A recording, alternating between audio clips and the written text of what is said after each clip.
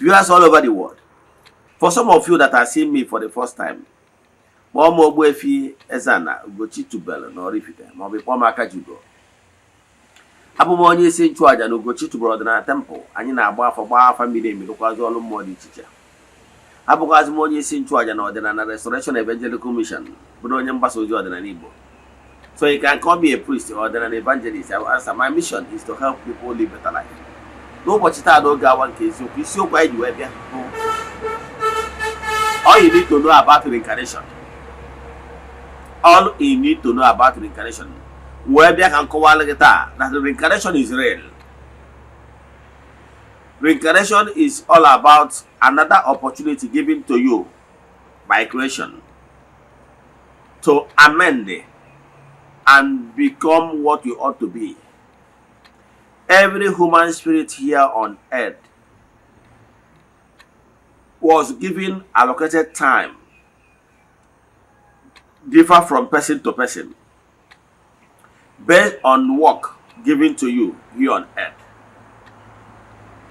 It is the same thing with academic studies. You can fail and repeat, but that repetition is not indefinite. It's not perpetual, meaning that there is a limited time you will fail. It means lassity, and if you are not ready to make the needful, you chip out. It means that's why some schools there is number of repetition they can condone. If not, they will kick you out. The same thing in creation, because what it just simple means is that you are not serious. So in creation, we human beings are given opportunity of second chance. However, if we continue dwelling and in indolence, then the nature will not have any other thing that will kick you out, to export you, and remove your name from the book of life. And that is the total annihilation. And that is the greatest thing that can happen to any human being here on earth. Pay attention, because you are not enumerable. I can tell you. Because what you don't know remains a mystery to you and not to all. If you become knowledgeable, you will master. If you lack knowledge, you remain a slave. That is today's lecture. So pay attention. Before we dive into today's lecture proper, important announcement. We are still in the month of August. Our group ritual for the month is still ongoing. You can still join us anywhere you are all over the globe. Distance is never a barrier. No one na temple. I am military to here carry 3 years now. We have massive testimonies. Madihan na chiko wala gebo. No bonne chodi so yelai. Chat am na WhatsApp. He game we forward your 3 prayer requests. May token donation to the account number. Chat them na WhatsApp, but one other details we need for you in order to book you. Let's go to God in my temple, Chuaja, go for Kubiokunis in the all over the world. The friends of the temple, the children of the temple, the members of the Restoration Evangelical Mission, and the consecrated group. To Akai the last day of the month, I did a Mesarakana Hamadum. Bagotana temple, Chuaja to entities of powers. Yeneben Chuaja, Bueb, Mesaraka, Kekwas UK, and Damusu, to Akai. So I wanted interested, chat me on WhatsApp. I will tell you other details we need for you in order to book you. Before we tell you our WhatsApp number, second announcement. This announcement goes for children of the temple. I'm only a child of the temple. Cheta. Now, Aja annual festival for this year comes on September 16. After Aja, all the children of the temple all over the world, they are contribute their quota towards making this festival a unique one. Yes. Now this year festival, the very unique, Makanobo special festival. Yes, festival bo guide one celebration as children of the temple and Ogbuefi Ezeana ugochitubelu Jawaji. Mananke this year the very unique, all special festival because none of this year Kaiga Tontala, the consecrated place of worship of Chukwuoke Premi Henina. Now, after I know our child of the temple God contribute to his own quota, as case may be, then towards making this special festival a success. Our fans all over the world, Chokwariso, Tia can help with our place of worship, can still chat me on WhatsApp.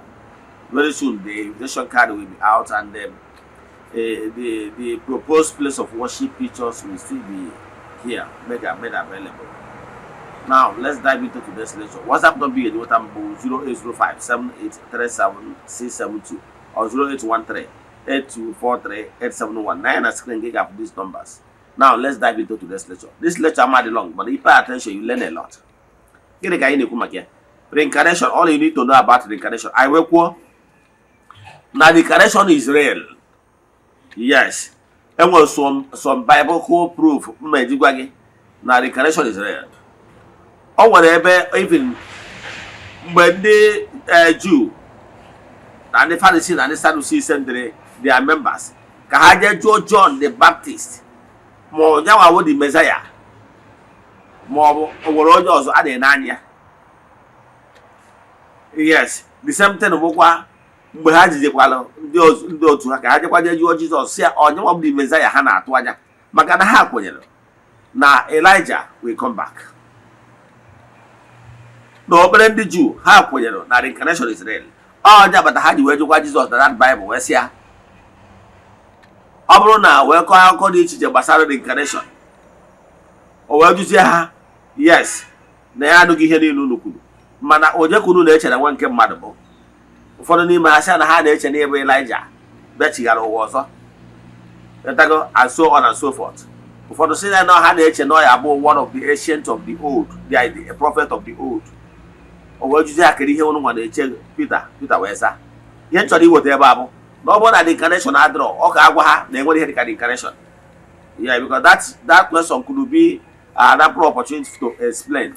But I can tell you without missing words, as somebody that understands how things work spiritual wise, we tell you without missing words that there is reincarnation. Yes. So what am I saying? Reincarnation boom bangwe.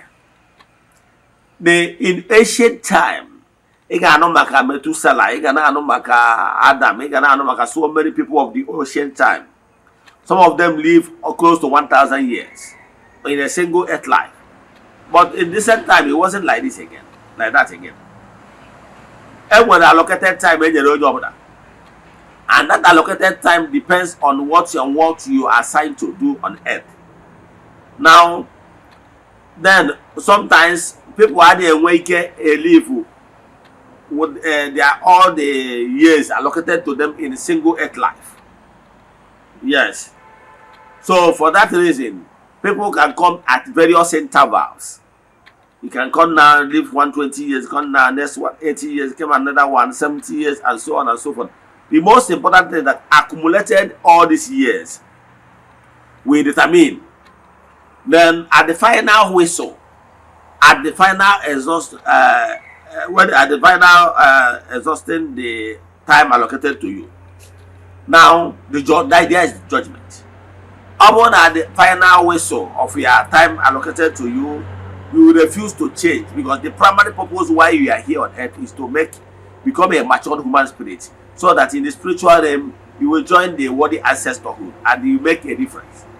Now, if at the end of the day allocated time given to you, why you should live a good life that you and me don't even know whether the life you are living now is the last one? Yes. So the last opportunity given to you, if at the end of the day you are not matured enough, then you will face the final judgment. The final judgment is that your name will be expunged from the book of life. Yes, you will be annihilated. Your existence, meaning now get expunged your name for the book of life, meaning you are no longer be alive as a human spirit. Then a man will face total annihilation as a human spirit, and that is the highest thing that can happen to any human spirit, expunging your life from the book of life. So at the end of the day, you refuse to mature because of your own accord. You will face total annihilation in the sense that no opportunity will be given to you again. Opportunity is given to you from time to time for you to make amends and become a better human being. And at the end of the day, you refuse to make use of those opportunities given to you by creation. You will face the total annihilation you will be hearing in the Bible. Always be. And when you hear the lake of hell anywhere, my total condemnation is what is real. And that total condemnation is what I will explain now. It works this way. At the end of the day, the time allocated to you, you refuse to amend after multiple times. Yes, you will be annihilated in the sense that your name will be expunged. Meaning, you will no longer exist as human spirit. You will be downgraded. You will be demoted. Meaning, at the end of the day, the final punishment is to expunge your name. Now, after expunging your name, you are no longer a human. In order to face the damn consequence, it might come back again as maybe as an animal. You will be consumed by humans or fellow animals. That is the end. Yes. Or maybe you can go further down, then you become maybe a tree. You become a tree, you will no number of years you can as a tree, you die, the tree, they might worry and that is their end. Because you can no longer continue evolving, because that is the end of your existence. That is total annihilation. Your name will no longer be found anywhere. Immediately your name is expunged for the book of life of human spirit. You will no longer reincarnate as a human spirit, because that is final condemnation. Emego, your name is expunged from the book of life as a human spirit.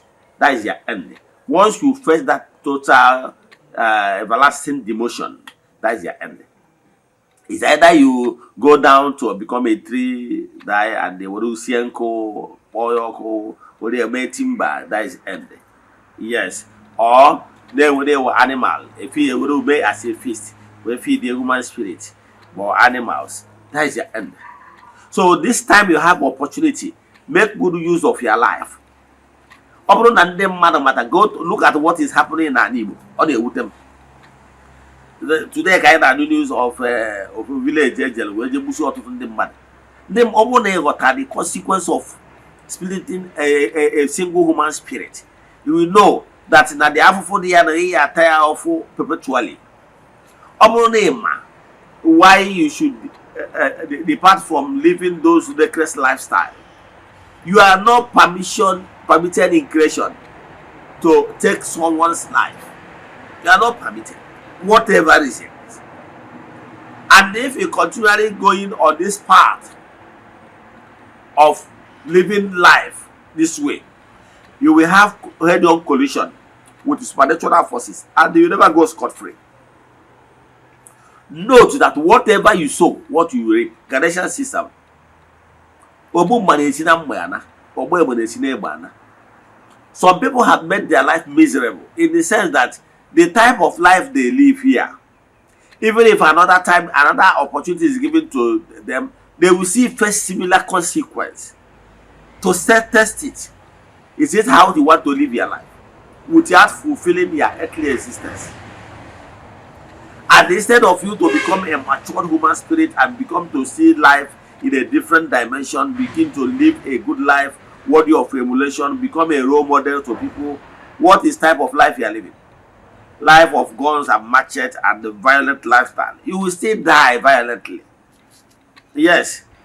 Whether the long arms of law caught up with you or supernatural long arms of law, natural law will still caught up with you.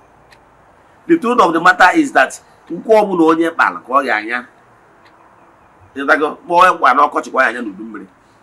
so check the type of lifestyle you are living. If you are living a lifestyle of violence, then I will ask you to desist from such lifestyle, because it will bring doom and total annihilation. It's the express way to the lane that leads to total damnation. I will advise you to always appreciate the sanctity of life. If anybody is paying you or sending you to be living such a lifestyle, I will ask you, have a rethink. Know that you are not permitted in creation to take or destroy what you cannot create. Know that the law of karma is there. Know that nemesis is there. Know that supernatural laws that pays everybody in his own coin is there, watching you. And whatever you do here, it will determine the type of terrible ending you will experience in creation. No. And ask yourself, you are not permitted. It's only few individuals that was given opportunity to have first idea of their previous existence. You ask me, why is it that if reincarnation is real, why is it that some people cannot even tell who they were in their previous earth life? Join me tomorrow. I will teach part 2 of this topic. Then can worry here to hear why you will not know who you are in the previous earth life, unless if you belong to this exceptional few mystics that was permitted to have the first idea of their previous existence. So learn from what I just mentioned. But no, live this life you are seeing now very well, because you don't know if this particular earth life is the last one you have. Because the highest thing that can happen to you is when your name is expunged for the book of life. Total annihilation. You will cry, you will weep, but no help will come, because that is the supernatural and natural judgment of Yoje Buteroja. Let me stop here. If you have any question in today's lecture, I want us to do deep consultation for you, chat me on WhatsApp 0805 78377672 or 08138243 Ebere, ekwem na Chineke, ekwerem na ọ dị ihe siri m ike ke Chineke na-apụghị izi m ụzọ m ga-esi lụwuo ya, n'ihi na ọ masụrụ ihe niile. Obi m siri ike na Chineke emeworo m ya. Ya gazie. May the blessing of Chukwu pụrụ ime ihe niile be with you all. May you be protected, may you be favored, may you be blessed. Ya gazie. Go, shine, and be a winner. Go on.